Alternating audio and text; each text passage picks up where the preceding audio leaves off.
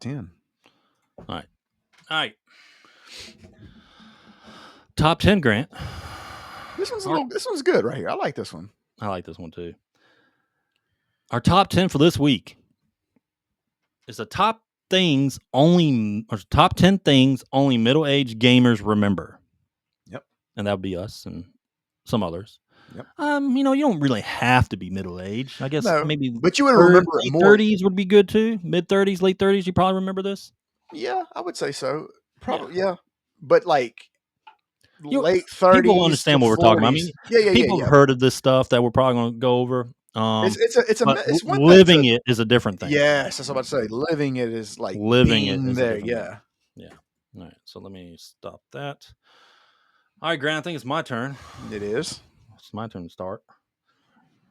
My turn, Grant. All right. My number 10, Grant. I got images for mine, of course. I do not, because that's how I do things. Not me. I'm very unprepared. I just show up and show out. That's what I do. My number 10 is midnight launches.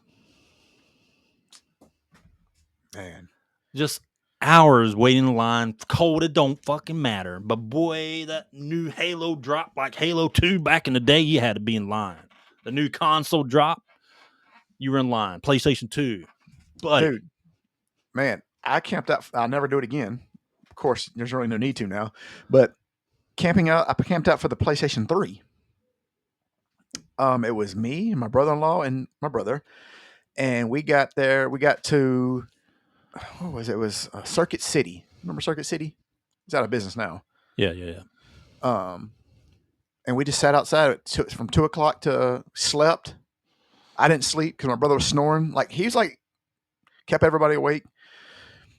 I brought everybody pizza. Well, I actually brought me pizza, and then everybody got a slice, and I didn't get any. Mm-hmm. But yeah, camped outside. It was cold. My biggest I remember the big, because when Halo 1 dropped, it was kind of like, it's the first, no one really, then it got real popular over time. But it was really Halo 2 was a huge, like, people in line every fucking where. Oh, yeah. And GTA San Andreas was another one. That was another. That was also back. But what's crazy? That was also back when they had hundreds of copies. Like, they weren't going to sell out. Like, you didn't know, it was fun to hang out. Like, you didn't have to. You know what I'm saying? Like, because I remember the PS2. I mean, they had hundreds of consoles. There wasn't like a lack of demand. It's just people would do it to get there first, so they start playing it. As many GameStops back in the day. Correct. You know what I mean? But here's the thing is, the reason why you did it back then, because there wasn't, like I said, there wasn't a shortage. It was to get it first so you can get home and play it immediately. Yeah. That's why you did it. Yeah. All right, Grant. You're number 10. Right. My number 10, Ed, there's a lot of things that went against each other. The Bloods and the Crips. And then we had Sega and Nintendo. Boy. Nothing. I mean, the battle lines, I remember being in elementary school. You were either a Nintendo guy or you were a Sega guy. There was no, you weren't you're a Jaguar guy. Get out of here. There's no room for you at this table. This was like the Bloods. See it? Red and blue. Bloods and Crips. It really was. It really was. Coincidence? I think not. They knew what they were doing. But here's the thing is, this is back when these commercials took, I'm talking about these commercials, they didn't just take subtle little jabs. I mean, these commercials would go at each other. Like, they were going hard. We covered this in one of our podcasts when it came to advertisements and stuff like that. We do what Nintendo don't. Yeah. Was Sega's. I'll never forget the Sega drop first, the Genesis. And boy, Sonic, I was like, oh my God, I want this thing. Like, back then we were poor. I want to get one console. $199 was a lot back then. I could only get the Sega or the Super Nintendo. So I had my mindset on the Sega until the Super Nintendo was already out. But I'll never forget. Do you remember the Link to the Past commercial? Yes. The Link to the Past commercial. When that commercial came out, I changed my mind. I immediately changed my mind to Super Nintendo. I'll never forget, I got one for Christmas. It came with Super Mario World, and dude, that was the best Christmas of my life. It made up for the time that I got Double Dragon 3 for my birthday, and which I never thought I'd get over. Like, because that was, I mean, my life was looking pretty grim at that point.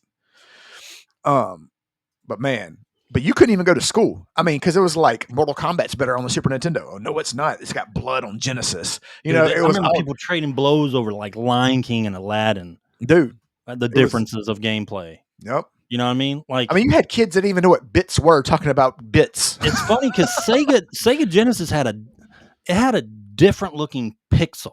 Yeah. Do you understand what I'm saying? Yeah. Like it did. It did have a different look to some of the games when it came to the like pixels. I always thought their fighting games were a little slower to the Super Nintendo. I always thought the Super Nintendo was more crisp when it came to fighting games. I got a Sega Genesis, but it was just like it's like a 2 years after Super Nintendo. You know, I've always been a Super Nintendo guy. Yeah. Eventually, I went to the Sega Genesis because I really wanted to play Sonic, and my first Genesis game was actually Sonic 2. Oh, that was great. Yeah. And that was one of the best. I mean, still to date, probably one of the best Sonics ever made. Yeah.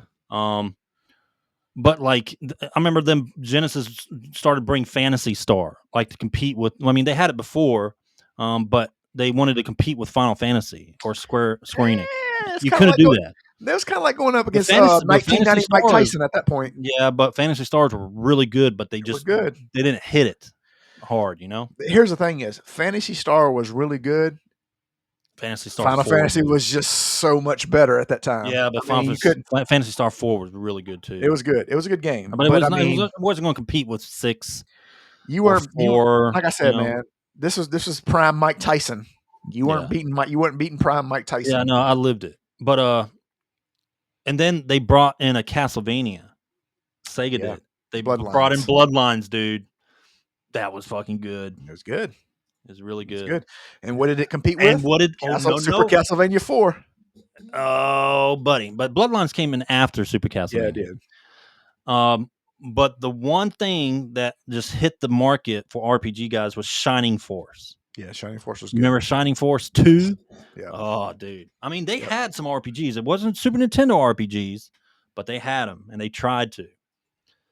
They even brought in their own Contra, dude. Hardcore? Yeah. You remember Hardcores? Hardcore. Dude, that was good too. I always liked, so I remember, so one thing that Genesis had that Nintendo didn't was, you remember the X-Men games? Yeah. Yeah. Dude, those were fantastic. Because that's what I loved about the consoles then compared to now is they forced you to get into the other if you wanted to play the game. Golden Axe, dude. Golden Axe. I tried to play that on the computer. It's impossible to jump with the keyboard. Impossible. Terrible. Yeah. Shinobi. Dude. I mean, Genesis had some bangers, dude. It's like Sonic the Hedgehog they made to go against Mario, right? The Hedgehog. All right. Anyway, they made that to go against Mario. Uh-huh. They tried to bring in Phantasy Star and Shining Force a little bit to go against Final Fantasies, right? And your Secret of Manners, all that crap. But then they also tried to bring in, get the company to make a game for them specifically for the Genesis, like Contra, Hardcore.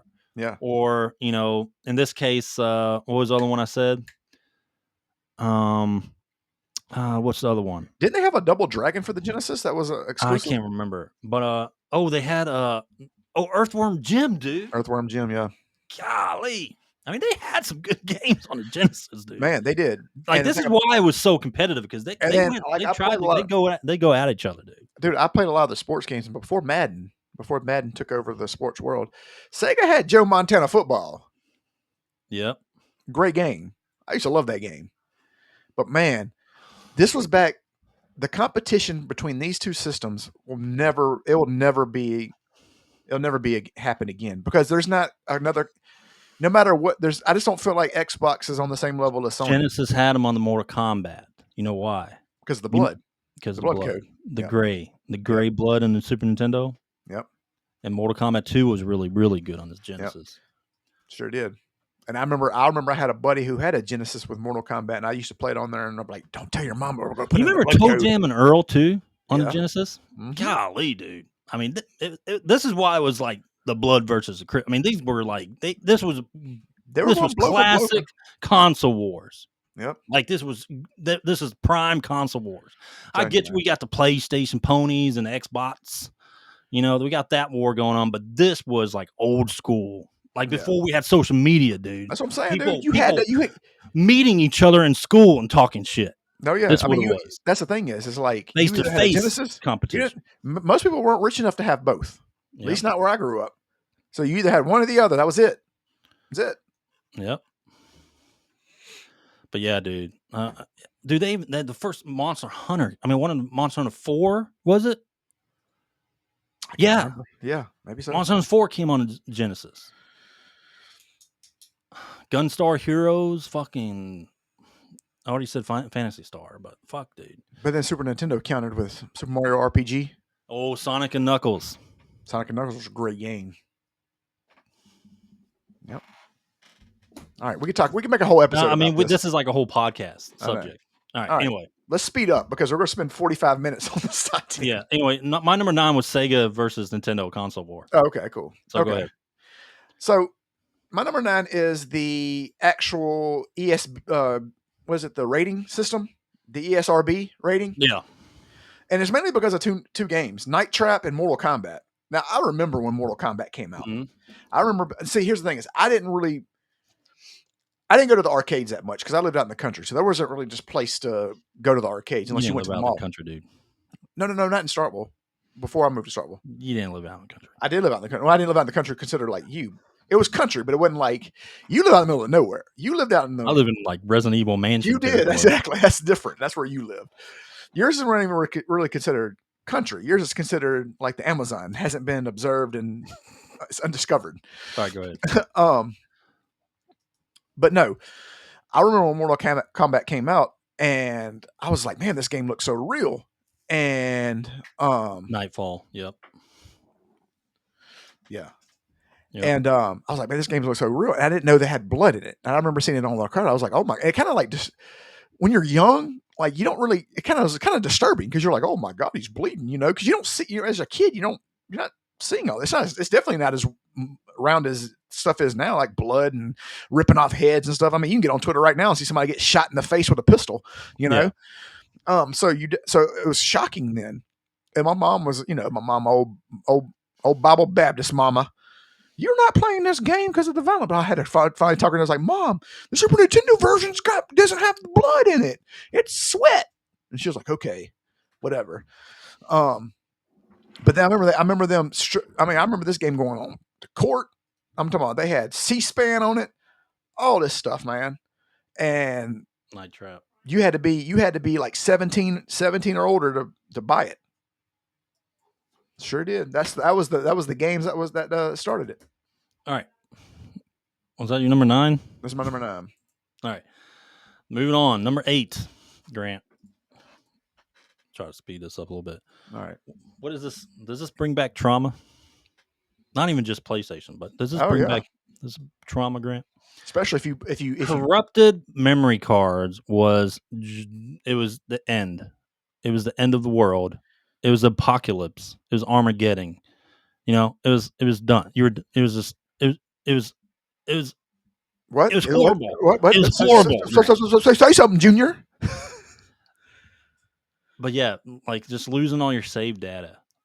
Or hiding it from your brother and then putting it on top of the refrigerator and then the refrigerator deleting it. The magnet from the refrigerator deleting it. Yeah, memory cards is my number 8. Go ahead. So mine is kind of a similar thing. My number 8 is passwords instead of save files. Remember when games had passwords? You had to put the password in. You didn't save a game. You just put it right down the password. I mean, you'd have a notebook this thick of passwords because every time you do something new, you had to write down a new password for it. Golly. Passwords. All right. Number 7. Grant.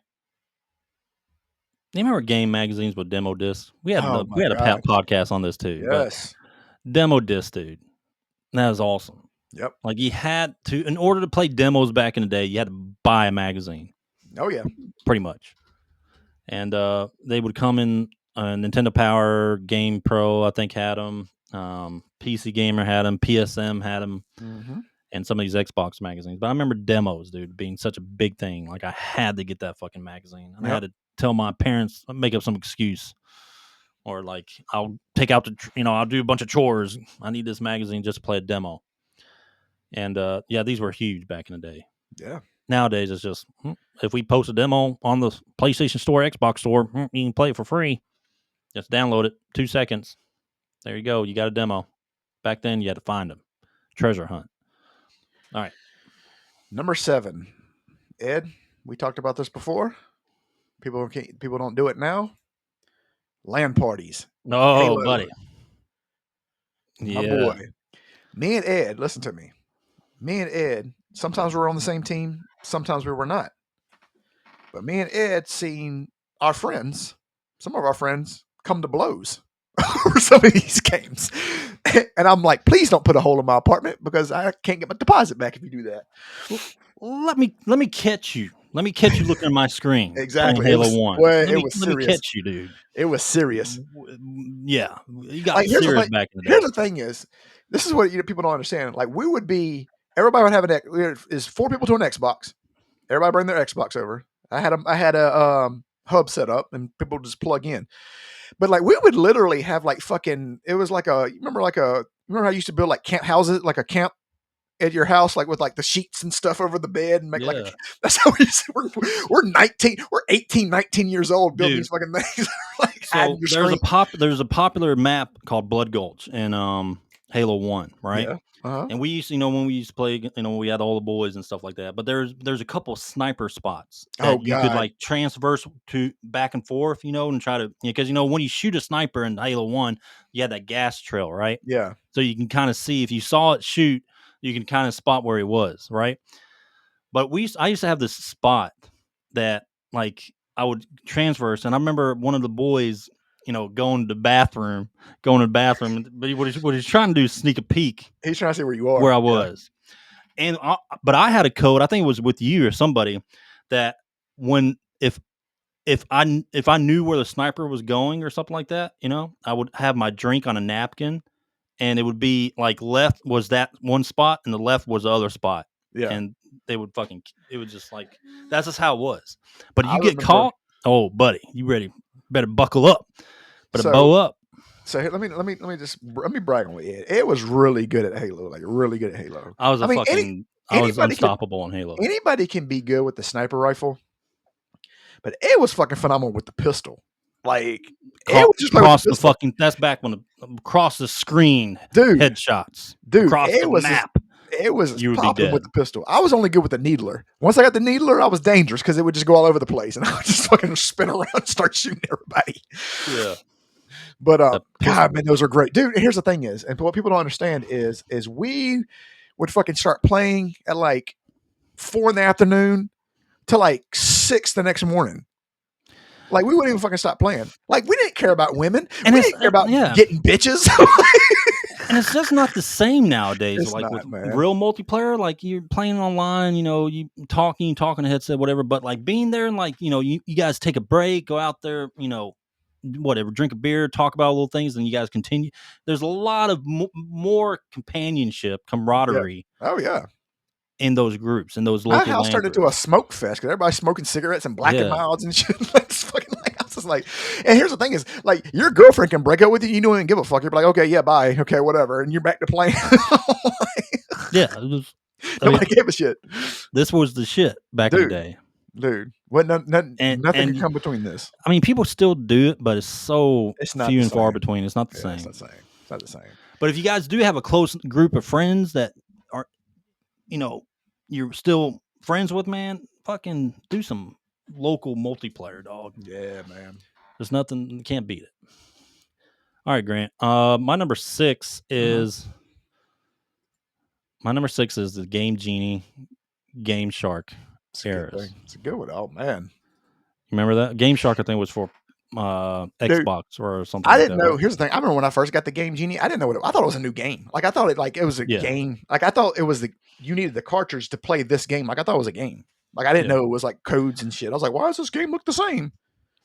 This was before mods, ladies and gentlemen. I know Nexus mods. Oh boy, no, this is what the mods were. You had to get this damn thing. But it broke the games wide open, buddy. And once I had the Game Genie, Double Dragon 3 kicked its ass. Oh yeah. But yeah, Game Shark 2 was pretty big on the I was kind of out of it by then, like out of the cheat codes stage when Well, that was like the Xbox thing. Yeah. You know, the first Xbox. Game Shark was kind of big, a little bit, you know. But yeah, man. Game Genie. Go ahead. Number 6, Saturday morning cartoon commercials, game commercials. Remember how like they're just like they were just over the top. Yeah. Well, first of all, Saturday morning cartoons in general, and then like the video game commercials that came with it. Dude, like the old Mario Brothers show and stuff like that. Yeah. You remember that? Yes. All right. Being that we remember that, we got to play it. We got to play it. Got to play this. Hey, paisanos! It's the Super Mario Brothers Super Show! I love it. With the Mario Brothers and plumbing's a game. We're not like the others who get all the fame. If your sink is in trouble, you can call us on the double. We're faster than the others, you'll be hooked on the brothers. Hooked on the brothers. Yo, you're in for a treat, so hang on to your seat. Get Grant. They're like the least looking at taking people ever. The princess and the others. Hanging with the plumbers, you'll be hooked on the brothers to the bridge.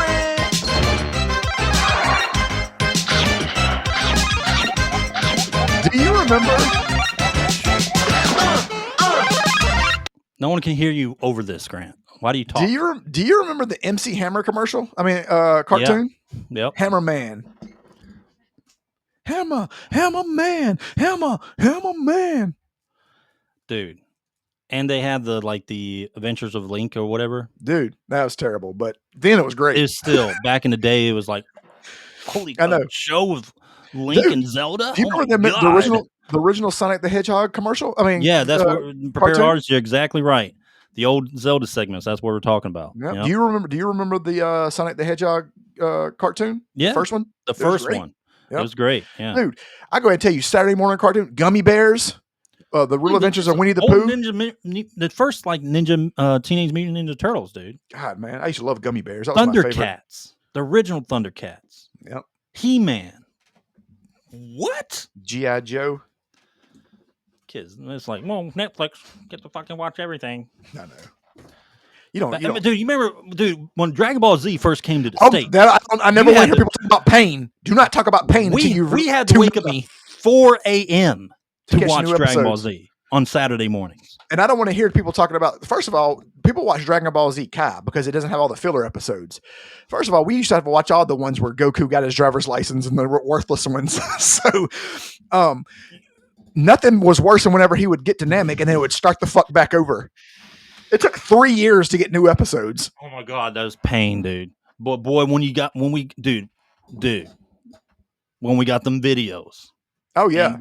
It had 3 episodes on the video. Finally got to see Goku turn Super Saiyan. I know, that was the greatest thing. Beat the fuck out of Frieza. And girls were like, you want to hang out with us? No. There's nothing better than that. Dude, I used to have my... Dude, I remember when Dragon Ball Z... what was it? During the Cell Saga or something like that. Or maybe the Boo Saga. I used to... My whole basketball team would come over to my house to watch Dragon Ball Z because I had the videotapes. See, back then you had to you couldn't talk about Dragon Ball Z because you'd be a nerd. Now, if you talk about Dragon Ball Z, you're getting pussy out the world. The world's just in an imbalanced place right now. I don't know what's Captain going N on. And the Game Master prepared artist said, "Yep, that's true." I remember old Captain N. Yep, dude. Anyway. Remember that game? Do you remember that game show? And I used to always want to be on it. It was on Nickelodeon. It was the arcade game. It's like where they would get into the. You remember that game? I do. There was a show. What was it called? Nick's Arcade. I think that's what it's called. Nick's Arcade. Nick's Arcade? Let me make sure. Nick's Arcade. What's it called? Nick's Arcade? And then they had the one that was like Legends of the Hidden Temple. Yeah. Nick Arcade, 92. Yeah, exactly. And they would ask video game trivia, and the kids wouldn't know it. They're like, I don't know. And I'm like yelling at the TV. I'm like, it's fucking Mario, you fat fuck. while I was fat myself. Eating Twinkie and everything. I was eating movie theater butter popcorn, probably 2 bags at that time. All right. I didn't really do a good job of watching my calorie intake at that time of my life. No. All right. What was that? All right. My number 5, Grant, was LAN parties. All right. So we'll keep going. All right. So go ahead. Number 5. These were like Bibles to gamers. The video game manual. I mean, the manuals, right? Dude, that would be the first thing I would do. If I rented a game or if I bought a game, first thing I do is I sit there and I just read the manual. Especially if I'm riding with, like if I rented a game and I was on my way home, I'm just reading the manual. And I'd read it the whole time. Those and what you looking at? I'm trying to pull up the image. Oh, those and like walkthrough guide books. They weren't even guides. Like you can just pull up a walkthrough now and tell you how to beat the game. You had to buy the books. I think I still have my Breath of Fire 2 walkthrough guides book somewhere. It was like $50. It was like this thick. Dude, I remember that old Baldur's Gate game manual. Dude, it was huge. I gotta pull that up. That was a Bible, dude. That's what I'm saying. The game manuals were like that was like the cool part of the game because when you first got it with your mom and dad or whatever, they got it for you, and you on the ride home you'd fucking open up that game manual and start reading into the game. I know, because when I got the first Ninja Turtles game and I saw what the game looked like, I was like, this ain't the one from the arcade. I don't know if this is a good. Yeah, this is a pretty decent picture of it. I remember this coming in like the PC version, dude. Oh my god, dude. Let me pull this up. Here, I want to share it. Here it is. Dude, you remember these? Like, that's Baldur's Gate 2 PC game manual, dude. Yeah, dude. That was back when BioWare was worth the shit. But anyway, yeah, dude. I mean, dude, I remember old computer games. You had to code. You had to like match up this thing. You know, had to match certain things up to get the code to put the game in to play the game. I remember the Super Metroid game manual. Remember you had the characters in there. It had cool artwork and stuff. Like as you're reading through it, it was beautiful, man. They took their time and they now it's like I remember them slowly getting less and less. Like you'd buy a PlayStation 3 game and it had like 2 pages of like how to play the game, like controllers, and that's it. Like it didn't have nothing about the game on there. Like that was the whole point. Like I used to look, so dude, I would sit there like Street Fighter 2 on the way home. I'd read every character, where they're from, what martial arts they master, what their blood. I remember they had their blood type on there. I didn't even care. You even have like the monsters in Zelda manuals and stuff. You have the monsters and what they are, and like tiny little lore tidbits. Mm-hmm. But nowadays Ubisoft says, you don't own your games. Yeah, it has to all be digital. And they don't put a lot of work in their game manuals anymore. Let's go back to 1992. It's a good year. Yeah. All right. Let's see. Number 4, Grant. I mean, kids will never understand this. They will not. They cannot comprehend this, dude. Dude, let me pull this picture up. Renting games. Oh man, Blockbuster or your local video game or video store or like Hollywood Video. You remember Hollywood? Yep. You used to call and get it reserved. Can you hold it for me while I come up there and get it? Yeah. This is where I first saw Chrono Trigger for the first time. I didn't know what it was. I mean, I wasn't tracking it was coming out. I mean, I just saw Squaresoft on it and I saw Chrono Trigger and it was available. Dude, we lived in a small town before we moved to Starkville.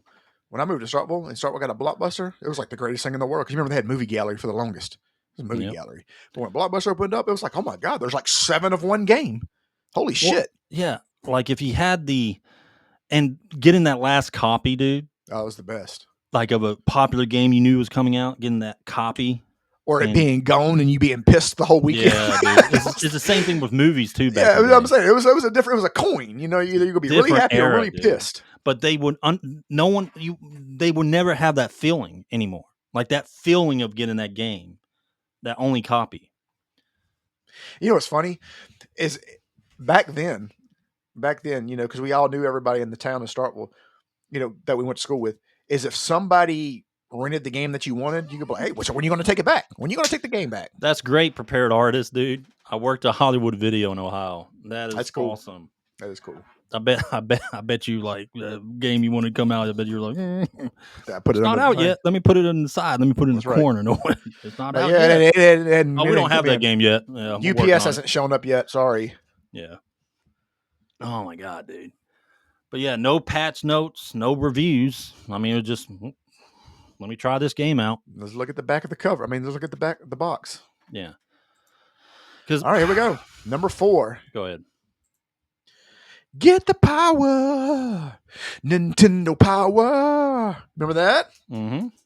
So, dude, Nintendo Power game magazines or Nintendo Power? Nintendo Power. Like that was. Here's the thing about game magazines. There was game magazines, and then there was Nintendo Power. Like it was Nintendo Power was for different. a while. Yeah. But I'm just saying, like even when they covered, other like. All the other ones, they cover Nintendo games. Nintendo Power, they did it right. What is this? I wanted to pull this up. This was one of my favorite ones. I don't know why this was. I showed you all my game magazines I found. I got to go through them and see what I got. Dude, I got some gems. I had a library of Nintendo Power. They're probably worth thousands, and your dad was like, I don't want these. Like the original Zelda 2 one. Like, get the shit out of my house. That gold one that was like Link's Awakening or something like that. Dude, I had so many of them. Here, I remember I finally got a subscription. This is the one that it was just from my childhood. I just remember so much. Like, it was just a cool cover. Yeah. You know what's crazy? You know what's crazy is I remember seeing, I have a Nintendo Power, and inside was the card that you can get a subscription, because you couldn't just call them and do it like on the internet. You had to like send this motherfucker in the mail. You had to like mail it in, with a check. Dude, it was $14.99 for a year subscription to Nintendo Power. I know. Now it's like $14.99 for like anything. But boy, when you told your like parents about a $14.99 year, I know, my dad was like, I can't afford that shit. Get out of here. Dude, that's arm and leg back then. I know, man. No way. I know. Now $14.99 is like a fucking monthly Netflix. Dude, that's like, it was just like, man, it's like you think back on the times and it's like gas is, dude, I remember gas was 89 cents a gallon. Like I didn't understand what that was. I just thought, whatever. Now you're paying for it yourself. DuckTales. That was a good game too. It was a great game. I loved DuckTales. Sure was. My number 3, Grant, was game manuals. All right, so we can keep going. You were number 3? Number 3. Pixel art perfection. Oh, God, yeah. 8-bit, 16-bit, Mega Man, Castlevania, Chrono Trigger. Man, the thing about it is like, even though the character, it seems like kids, we had so much imagination back then because like we did. The characters didn't look like what they were supposed to be, but that didn't bother us. We, in our mind, drew the pictures in our head and made it what it was supposed to be, right? Yeah. Like, Mega Man didn't really look like a robot. He looked like just a big blue dot with eyes and shot just little eggs out of his hand, But to us, he was a fully equipped robot that was ready to massacre anybody. Yeah, you're right.